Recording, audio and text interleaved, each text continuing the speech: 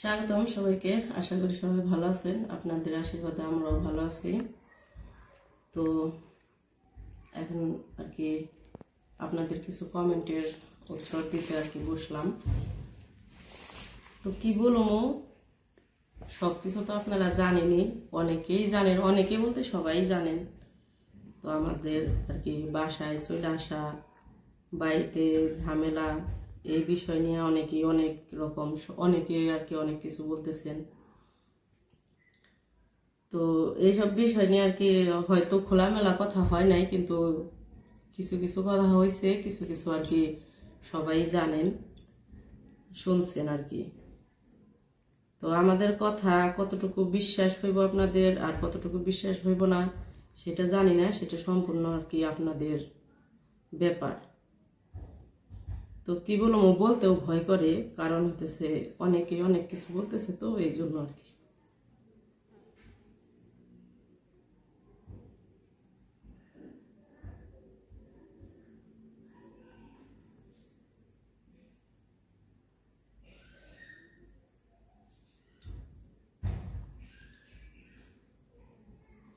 তো আমি আর কি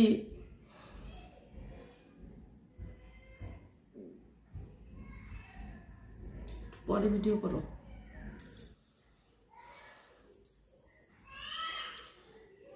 তো আমার যখন বিয়ে হয় তখন আমার বয়স ছিল 16 বছর বয়স, মাত্র এসএসসি পরীক্ষা দিয়েছিলাম। তো লিখনের বাবার সাথে আমার সম্পর্ক হয় আমি যখন ক্লাস 10-এ পড়ি, তখন আর কি আমার কতটুকু বুদ্ধি হয়েছিল আমি নিজেও বলতে পারবো না। মানুষ অল্প বয়সে আবেগের বসে অনেক কিছুই করে। তো সেরকমই লিখনের বাবার সাথে আমার সম্পর্ক হয়েছিল, তাকে ভালোবেসে বিয়ে করছিলাম। 1 বছরের সম্পর্ক ছিল তার সাথে, ক্লাস 10 থেকে সম্পর্ক। এসএসসি পরীক্ষার পরে তার সাথে আমি আমার বাড়ির থেকে এসে পড়ি।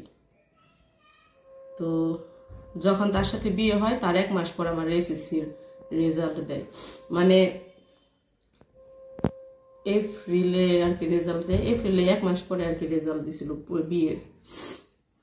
তো তখন তো তারপরে আর কি তাকে ভালোবেসে আমি বিয়ে করি, আর তার কথা মতোই আমি তার সাথে সংসার করি।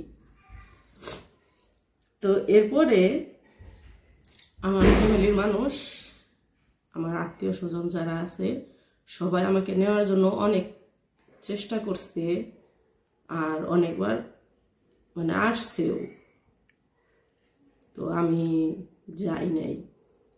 আমি বলছিলাম যে যতদিন আছি, বিয়ে যেহেতু করে ফেলাইছি, মানুষের জীবনে তো বিয়ে একটাই, বিয়ে যেহেতু করে ফেলাইছি,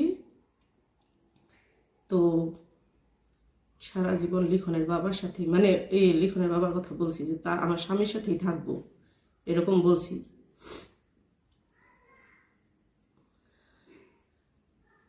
তো পরে লিখনের বাবা আমাকে, যখন বিয়ে হয় তখন আমি লিখনের বাবাকে বলছিলাম যে আমার বাবা মা যাইতে বলতেছে, চলো এখানে চলে যাই। তো পরে লিখনের বাবা আমাকে বলছিল, তখন আমার শাশুড়ি তো নাই, ছিল না।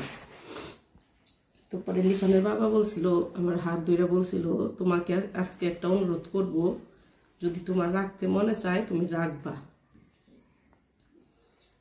তো পরে বলছিলাম কি বলো। পরে লিখনের বাবা বলছিল যে আমার একটা বোন আর আমার বাবা, তখন কিন্তু নূপুরের বিয়ে হয় নাই, নূপুর ছোট ছিল, যে ওদের দুইজনকে ফালিয়ে রেখে আমি যাইতে পারবো না কোনো জায়গায়, সেটা তোমার বাপের বাড়ি বলো আর তোমার সাথে আলাদাই বলো, কারণ ওদের কেউ নাই, ওদের দেখার মতো কেউ নাই। আমি যদি চলে যাই তাহলে ওদের দেখবো কে। ঠিক আছে, লিখনের বাবার তখন বয়স কম ছিল, তখন আমি বললাম তো আমার বয়স ছিল 16 বছর, লিখনের বাবার বয়স ছিল 22 বছর, 22 কি 23 এরকম আর কি। তো লিখনের বাবা আর কি তখন কোনো কাজ টাজ করতো না। তো পরে বিয়ে হয়েছে, তো পরে আমি বলছি ঠিক আছে, তোমার বাবা বোন রাইখা যেহেতু যাইতে পারবা না, আমারও বয়স কম ছিল, তখন তার কথা মতো তার সাথে থাইকে যাই। আর সেই থাকাতে আজকে আমার এই যে বিয়ের 10 বছর পূরণ হয়েছে, 11 বছর হবে আর কিছুদিন পরে। এই যে এপ্রিলের 7 তারিখে আমাদের বিয়ের 11 বছর পূর্ণ হবে। তো আজকে 11 বছর ধরে তার সাথে সংসার করতেছি। তারপরে কিন্তু তাকে আমি হয়তো মুখে মুখে বলছি যে চলো আমার বাপের বাড়ি চলে যাই, কিন্তু কখনো জোর করি নাই তাকে, কখনোই জোর করি নাই। সে বলতে পারবে না তাকে কখনো আমি জোর করছি এখন পর্যন্ত। আমার বাপের বাড়ির লোক কিন্তু এখনো তার কাছে যাইতে বলে। তো আজকে আমরা হইতেছি 2019 সাল থেকে ইউটিউব করি। 19 সাল 20 সাল এই 2টা বছর আমরা ইউটিউবের জন্য অনেক খাটাখাটনি করছি, কিন্তু ইউটিউবে সফল হইতে পারি নাই। 2021 সাল থেকে আমরা সফল হয়েছি। 2021 সাল থেকে এই 25, আজকে 25 এটা সাল। তো এই মাঝখানে আর কি আমাদের ইউটিউব সফল হয়েছে, আর ইউটিউব থেকে ইনকামও হইতেছে। তার আগে লিখনের বাবা কিছু কিছু হালকা পাতলা কাজ করতো, যেমন এই ইলেকট্রিকের কাজ করতো, রঙের কাজ করতো, তারপরে হইতেছে ওয়ালটন কোম্পানিতে চাকরি নিল। আবার এই যে কুমুদিনী হসপিটালেও চাকরি করছে প্রায় 1-1.5 বছর। এরকম অনেক অনেক অনেক জায়গায় চাকরি করছে, কাজও করছে। সমস্যাটা কি হয়েছে, লিখনের বাবা বন্দি কোনো জায়গায় কাজ করতে পারে না, তার সবসময় খোলামেলা জায়গা পছন্দ। মানে বন্দি কোনো জায়গায় যায় যে কাজ করবে এটা পারে না। এই জন্য আর কি কোনো জায়গায় চাকরিতে গেলে 6 মাস 1 বছর করে করে আইসা পড়ছে। বেতনও কম ছিল, ইনকাম কম ছিল। তো আমার শ্বশুর চাকরি করতো, এখন যেমন চাকরি করে ওই রকম ক্লিনিকে চাকরি করতো। তো সংসার যতদিন আর কি লিখনের বাবার ইনকাম কম ছিল, ততদিন আমার শ্বশুর আমার সংসারের মানে ই করছে, চালাইছে। তো যেরকম যেখানে যেরকম লাগে ই করছে।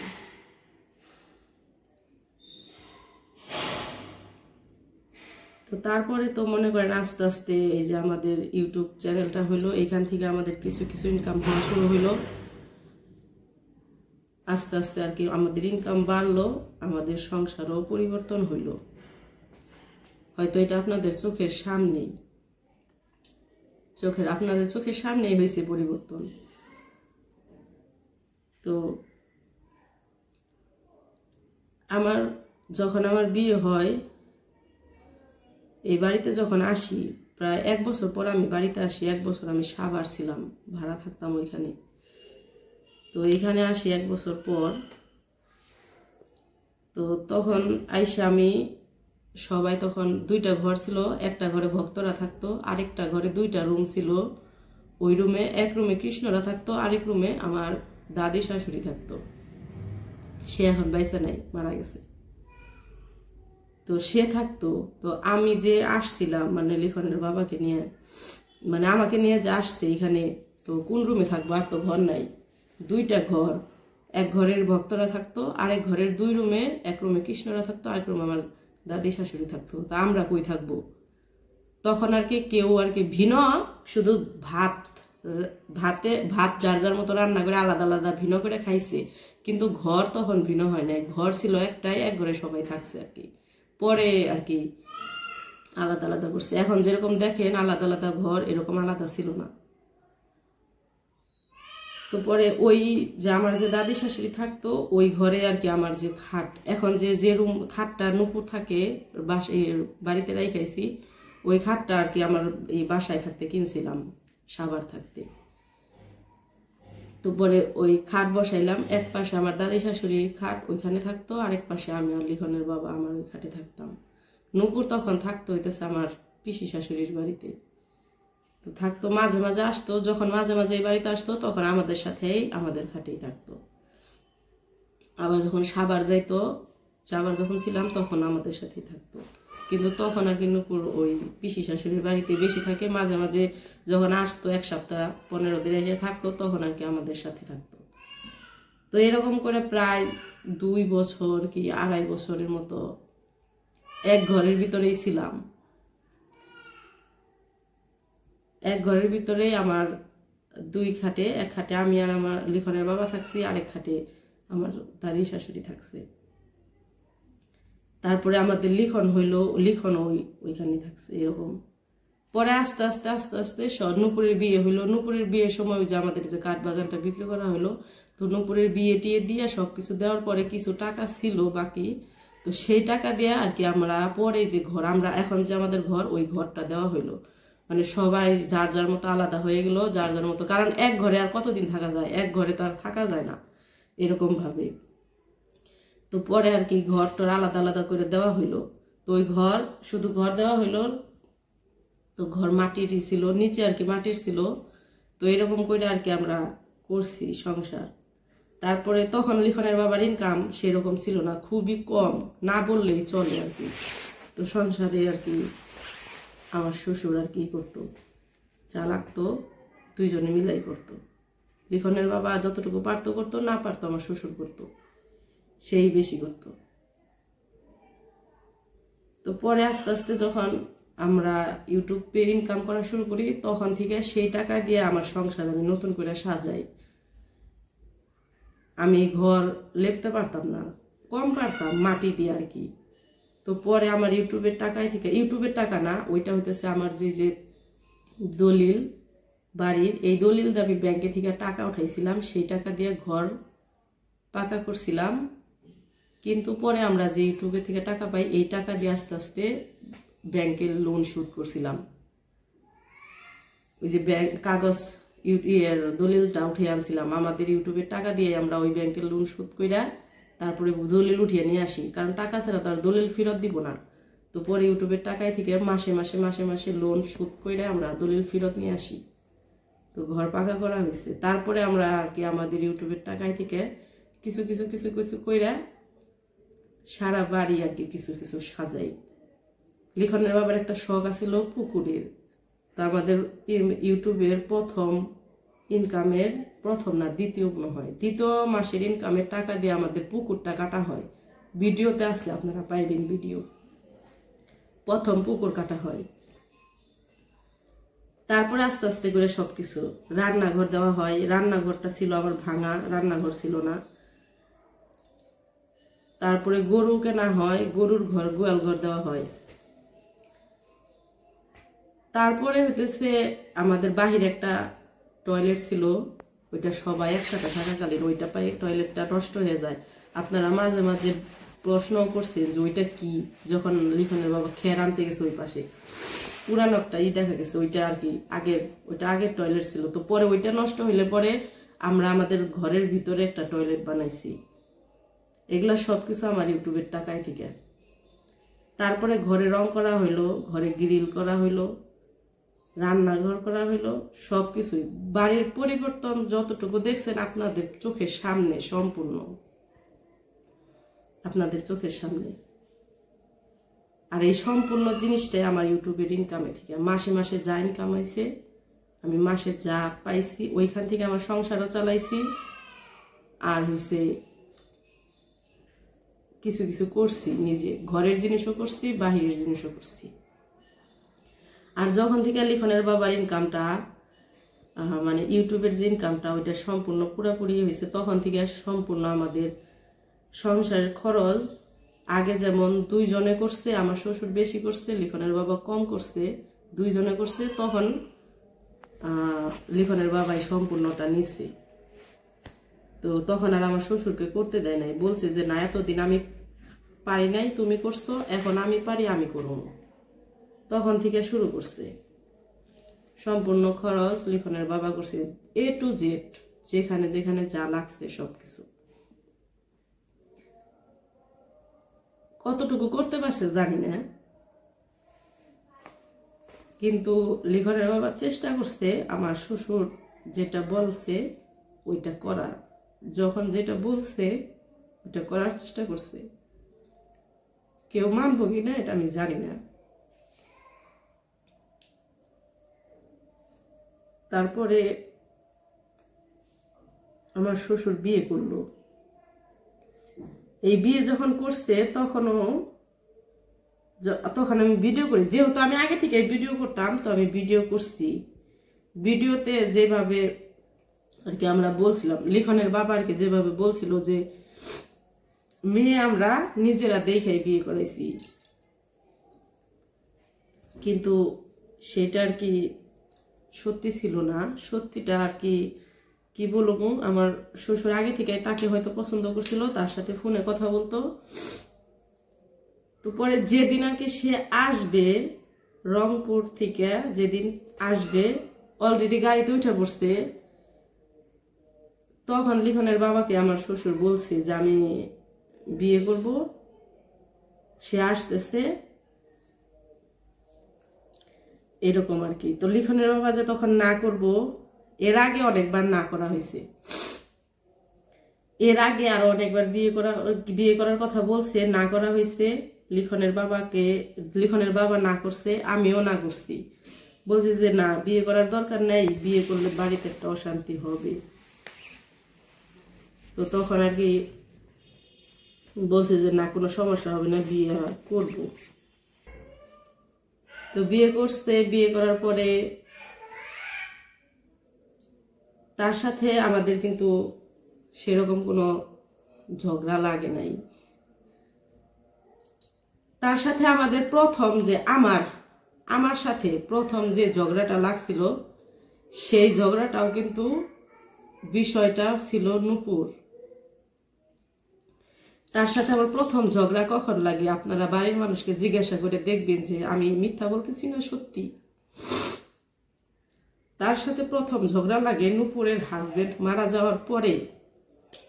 ওইখানে যায় সে আর কি কিছু কিছু ঘটনা হয়েছিল, তো সেই সব বিষয় নিয়ে একটু আমাদের বাড়ির সবাই, যেমন ভক্ত আছে, ভক্তর মা আছে, লিখনের বাবা আছে, আমরা আছি, সবাই একটু রাগ করছিলাম যে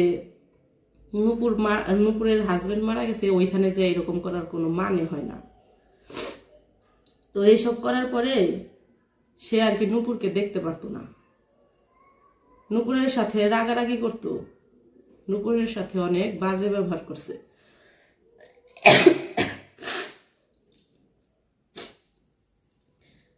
তো পরে আর কি আমাদের প্রথম ওর হাজবেন্ড মারা যাওয়ার পরে প্রথম আমাদের বাড়িতে যখন আসলো, যেদিন আসলো ওই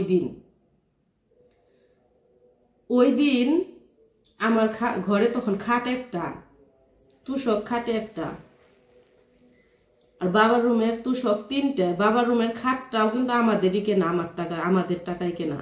তুষকও আমি নিজেই কিনে তার রুমে রাখছি, 3টা তুষক তার রুমে। তো যখন কোনো আত্মীয় স্বজন আসতো তখন আমি ওই রুম থেকে একটা তুষক আইনা নিচে বিছানা পাইতা শুইতাম। ওই দিন নূপুর আসছে, পরে রাতে বিছানা করে শোয়ার কথা, সে দরজা আটকাই দিছে। তো পরে আমি দরজা ধাক্কে টুকা দিছি দরজা খোলার জন্য, বাবার কাছে তুষক চাইছি, সে রাগ করে কম্বল জলে ফালাই দিছে, আর অনেক কিছু বাবার সাথে রাগারাগি করছে, অনেক কিছু করছে। এটা মিথ্যা নাকি নূপুরে জিজ্ঞাসা করেন, আর বাড়ির সবাই জিজ্ঞাসা করেন।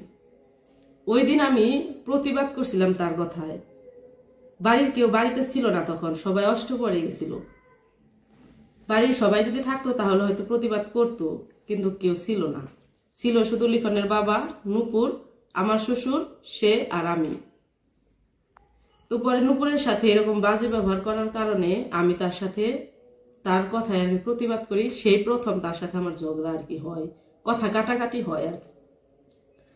তো ঝগড়ার মূল কারণ কি, কারণটাও কিন্তু নূপুরই ছিল। তারপর থেকে আস্তে আস্তে তার সাথে আমাদের মনোমালিন্য হয়, এরকম করে অনেক কিছু হয়েছে, আস্তে আস্তে আস্তে আস্তে অনেক কিছুই হয়েছে।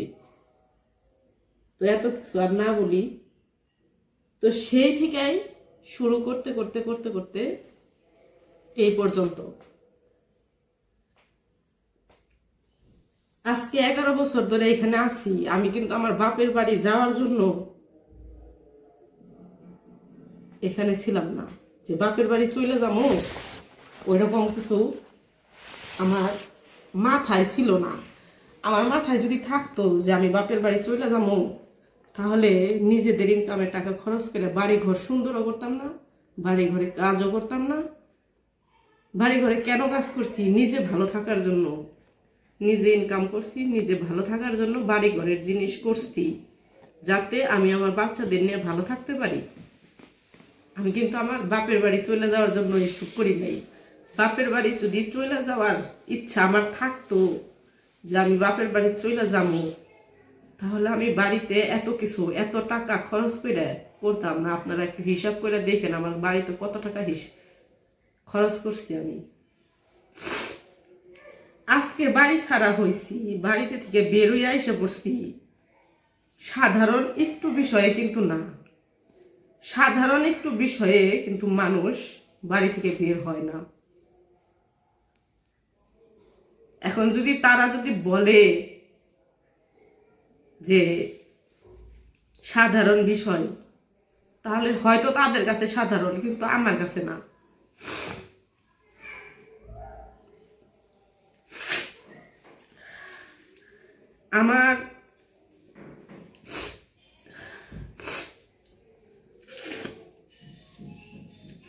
আমার ধর্ম নিয়েও অনেকে অনেক প্রশ্ন করছেন।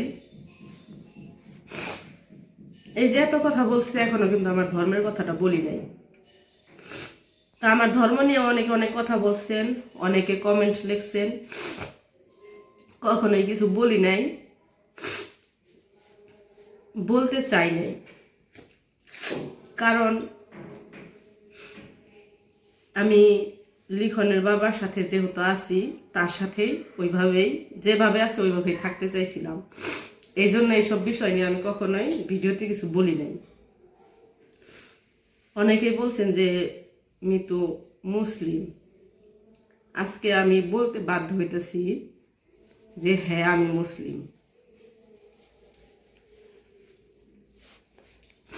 আমি মুসলিম, ইসলাম ধর্মের মেয়ে, মুসলিম ঘরের মেয়ে, কিন্তু ভালোবেসে বিয়ে করছি হিন্দু ছেলেকে। যখন বিয়ে করছি তখন লিখনের বাবা বলছিল, বিয়ের আগে বলছিল, তোমাকে আমি ভালোবাসি, তুমি আমাকে যেভাবে বলবা সেইভাবে আমি করব, তোমার ধর্মে চলে যাব, এই কথা আমাকে বলছিল।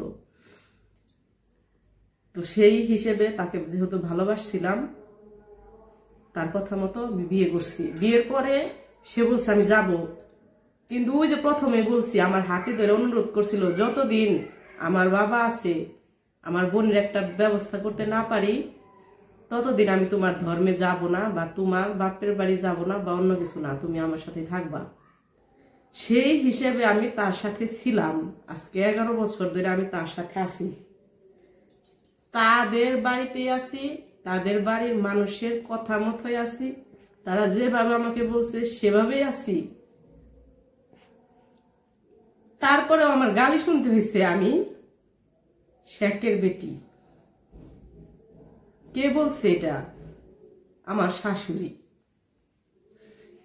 সে যখন থেকে শুনছে যে আমি মুসলমান, তখন থেকে আমার সাথে তার আড়ি, তখন থেকে সে আমাকে দেখতে পারে না। আমার কোনো কাজেই তার ভালো লাগে নাই। যখন থেকে সে শুনছে আমি মুসলমান, তার আগ পর্যন্ত ভালো ছিল। কার কাছে শুনছে সেটাও আমি জানি না, হয়তো বাড়ির কেউই বলছে বা গ্রামের কেউ বলছে, কে বলছে আমি জানি না। কিন্তু যখন থেকে শুনছে তখন থেকে আমার সাথে এরকম।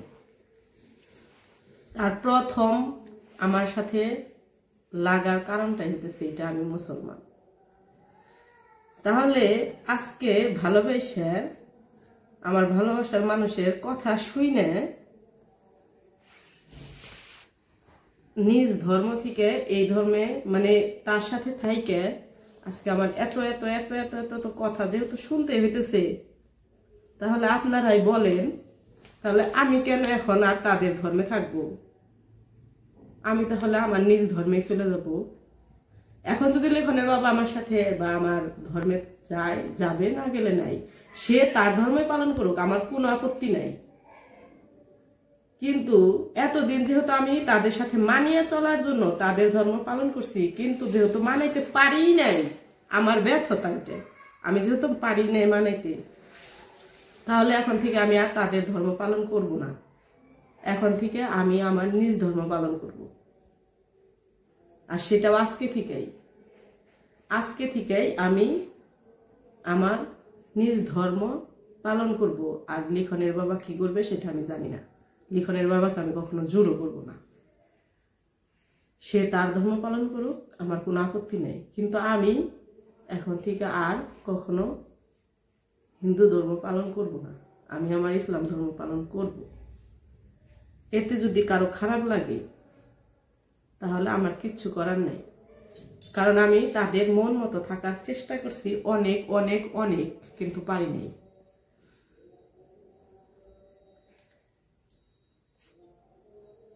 কথা বললে আরো অনেক কিছু বলা যায়, কিন্তু বলবো না।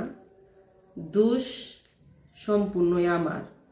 আর সেই দোষটা কি, নিজ ধর্ম ত্যাগ করে অন্যের কাছে আসছি, অন্যের ধর্মে আসছি, অন্যের ধর্ম মতো থাকার চেষ্টা করছি। এইটাই হইতেছে আমার দোষ। যদি আজকে আমি আমার ধর্মে থাকতাম তাহলে এত কিছু হইতই না। তা আমার ফ্যামিলি, আমার বাবার বাড়ি আমাকে এর আগে অনেক নিতে চাইছে, কিন্তু আমি তখন যাইতে চাই নাই। কিন্তু এখন আমার ফ্যামিলি আমার ভিডিও দেখে আমাকে এখন নিতে চায়। আমার স্বামী সন্তান সহই নিতে চায়। কিন্তু এই কথাটা যখন আমার শ্বশুর বাড়ির ফ্যামিলিতে আমি বলছি যে আমি আমার বাপের বাড়ি চলে যাবো, তখন থেকে তারা লিখনের বাবার সাথে রাগারাগি করতেছে। ঠিক আছে, রাগারাগি করাটা স্বাভাবিক। তো যখন আমরা ছিলাম, যখন আমাকে এত কিছু কইয়া বইলা বইলা বকাবকি করছে, গালাগালি করছে, তখন তো একটা মানুষও প্রতিবাদ করো নাই যে তুমি ওরে কেন এগুলা বইলা গালাগালি করো। ও তো এখন আমাদের মতোই থাকে। তাহলে আজকে যখন আমি আমার ধর্মে চলে যেতে চাইতেছি, তখন কেন তোমাদের এত কথা আসবে? যা খুশি তাই বলুক, আমি আমার ধর্ম মতোই থাকবো। সেটা এখানেই থাকি আর আমার বাপের বাড়ি চলে যাই। আমার বাপের বাড়ির লোক আমাকে নিয়ে যেতে চাইতেছে। এখন আপনারা যদি বলেন যে আমি কি আমার বাপের বাড়ি চলে যাব না এখানেই থাকবো, এটাও একটু বললেন।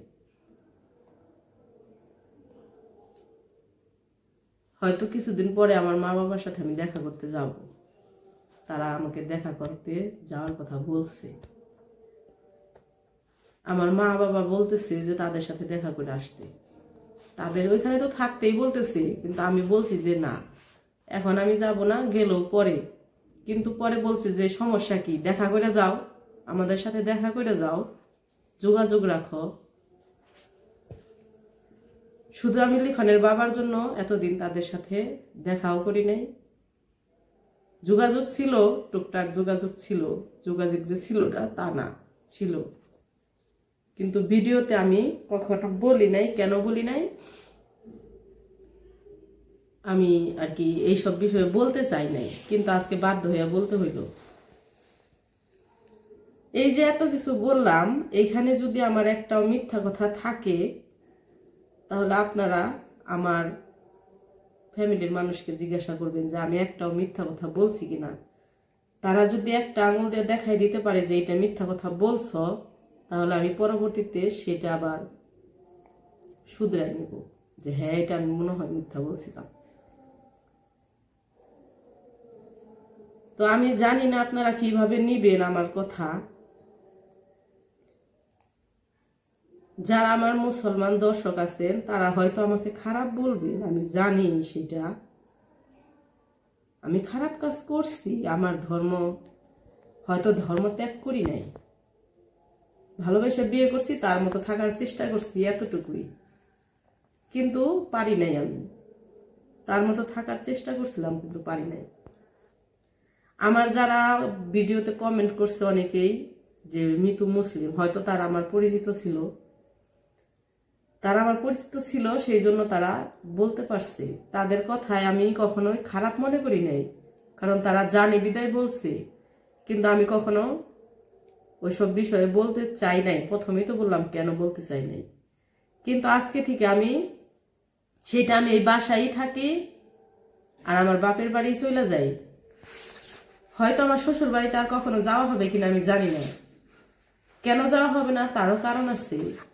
আজকে লিখনের বাবা অসুস্থ, আপনারা সবাই জানেন তার কি কি অসুবিধা, সে কি কি অসুখে ভুগতেছে, সে এমনিতেই টেনশনে আছে। বাড়ি থেকে চলে আসছে সেটা একটা টেনশন, বউ বাচ্চা নিয়ে একটা টেনশন, বাড়িতে অশান্তি হয় দেখে আমরা বাসায় চলে আসছি। আমরা কিন্তু আমার বাপের বাড়ি চলে যাওয়ার জন্য আমি বাসায় চলে আসি নাই। আমার শ্বশুর বাড়ির মানুষ বলে আমি নাকি আমার বাপের বাড়ি চলে যাবো দেখে বাসায় আসছি। ঠিক আছে, আমি বাপের বাড়ি চলে যাওয়ার জন্যই আসছি। তারা যদি মনে করে তাহলে তাই আমি চলেই যাব। তারা লিখনের বাবাকে টেনশন, তারা বলতে আমার শ্বশুর, সরাসরি বলি আমার শ্বশুর বলে লিটনের যদি আজকে কিছু হয়ে যায় আমাকে আমার সন্তানদের বাড়িতে উঠতে দিবে না, বাড়ির সীমানায় উঠতে দিবে না। তাহলে যে মানুষ বলতে পারে তার সন্তান বাইচা থাকতেই, যে মানুষ বলতে পারে তার সন্তান মারা গেলে আমাদের উঠতে দিবে না, তাহলে সেইখানে থাইকে আমার লাভ কি? তার থেকে আমি আমার বাপের বাড়ি চলে যাই। আমার বাপের বাড়ির মানুষ তো অন্তত পক্ষে তার মেয়েকে ফেলাই দিব না, রাখবে তার মেয়েকে, তার সন্তানদেরও রাখবে, স্বামীকেও রাখবে। এরকম আরো অনেক অনেক কথা হয়েছে, গালিগালাজ তো সেটা বললামই না। গালিগালাজের কথা যদি মুখ দিয়ে বের করি তাহলে আপনাদের বমি আসবে। সেই মুখের ভাষা শুনলে, সেই সব মুখের ভাষা শুনলে, একটা শ্বশুর একটা ছেলের বউরে যেসব ভাষা কয়ে গালিগালাজ করছে, এসব শুনলে আপনাদের মুখে বমি চলে আসবে। সত্যি কথা যেটা, আর কিছুই বললাম না। দোষ সম্পূর্ণই আমার। আজকে আমি আমার ধর্মে চলে যাব শুনছে, এটা আমি বাড়ির সবাইকে বলে আসছি যে আমি যেহেতু এখানে থাকতে পারি নাই আমি আমার বাপের বাড়ি চলে যাব, সেটাও আমি বলছি। এই যে কিছুদিন আগে যে গেছিলাম বাড়িতে, তার আগে কিন্তু এই কথা শোনার পর থেকে তারা যা মুখে আসতেছে তাই বলতেছে। আমরা খালি শুই নাই যাইতেছি, আমি খালি শুই নাই যাইতেছি। তো অনেক অনেক অনেক কথা বইলা ফেলাইছি, অনেক কথা বলছি, কিন্তু আরো অনেক কথা আছে যেগুলো আমি এখনো বলি নাই। তো সেগুলো আর বলতে চাই না। তো শুধু এতটুকুই বলবো, কে কিভাবে নিবেন জানি না। আর আমার শ্বশুর বাড়ির লোক আমাকে কিভাবে নিব সেটাও জানি না। আমাকে যদি আর মাইনা নাও নেয় তাও আমি আর তাদের ধর্ম পালন করব না, আমি আমার নিজ ধর্ম পালন করব। এই যে শাখা সিঁদুর পড়ছিলাম তাদের ধর্ম পালন করে পড়ছিলাম, কিন্তু এখন এগুলো আমি খুলে ফেলবো, এগুলো আমি আর পড়ব না। এখন আমি আমার ধর্ম মতে, আমার ধর্মের মানুষ যেভাবে থাকে আমি সেইভাবে থাকবো। লিখনের বাবা যেভাবে খুশি সেভাবে থাকবে, আমার আপত্তি নাই। কিন্তু সে আমাকে কখনো জোর করতে পারবে না, কারণ জোর করার সময় শেষ, জোর করার সময় শেষ। সে কখনোই জোর করে নাই, কিন্তু পরিবারের মুখের দিকে তাকায় আমাকে শুধু অনুরোধ করছিল, সেই অনুরোধ আমি রাখছিলাম। কিন্তু যে পরিবারের মুখের দিকে তাকে অনুরোধ করছিল সেই পরিবারই তো মুখ ফিরাই নিছে, তাহলে আমি আর কেন অনুরোধ রাখবো? এখন আর আমি অনুরোধ রাখবো না, আমি আমার নিজ ধর্ম পালন করব, শাখা সিঁদুর খুলে ফেলবো। এটা আপনারা আমাকে যা বলার বলতে পারেন, আমার কোনো আপত্তি নাই। তো সবাই ভালো থাকবেন, আর যদি ভালো লাগে তাহলে অবশ্যই আমাদের পাশে থাকবে।